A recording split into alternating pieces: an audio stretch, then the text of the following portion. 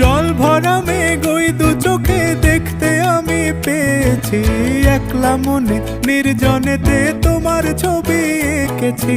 নাম রেখেছি বনলতা যখন দেখেছি, হয়তো বা সেই ক্ষণেই তোমায় ভালোবেসেছি।